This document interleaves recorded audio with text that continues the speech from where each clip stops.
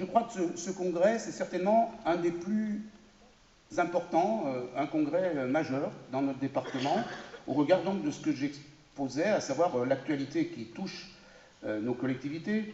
Pourquoi? Parce qu'on vit une époque d'inquiétude. Hein, la scène internationale nous montre tous les jours par les médias. On vit une époque de plus en plus médiatique.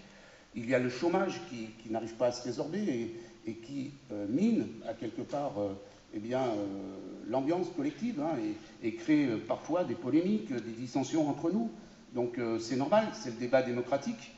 Et dans le même temps, donc, nous avons un enchaînement de réformes sans précédent, hein, sur tout un tas de sujets qui sont majeurs, certes, mais qui nous bousculent, qui bousculent notre quotidien d'élu, qui parfois nous gênent parce que ça nous empêche d'avoir de la lisibilité sur l'avenir et sur nos projets.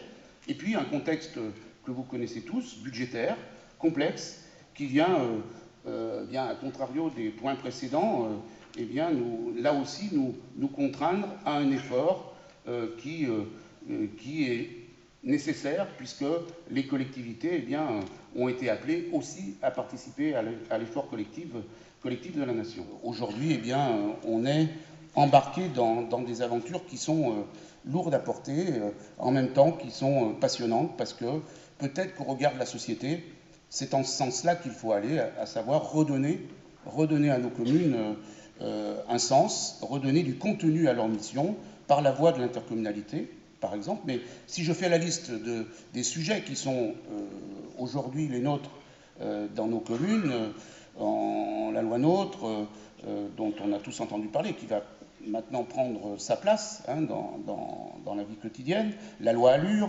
la remise en place de la CDCI. Mais bon, moi je me dis qu'on est là pour ça, on est fort, on nous tire sur la couenne, mais on résiste.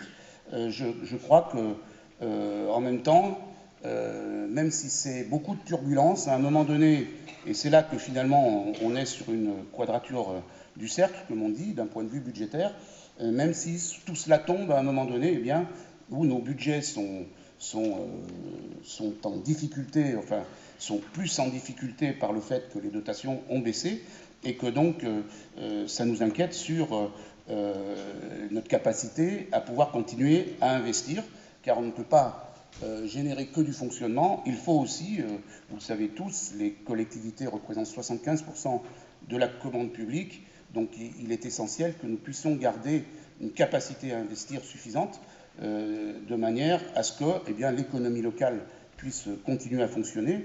C'est vrai en milieu rural, c'est vrai en milieu urbain, et donc il est important que les pouvoirs publics prennent conscience de ça.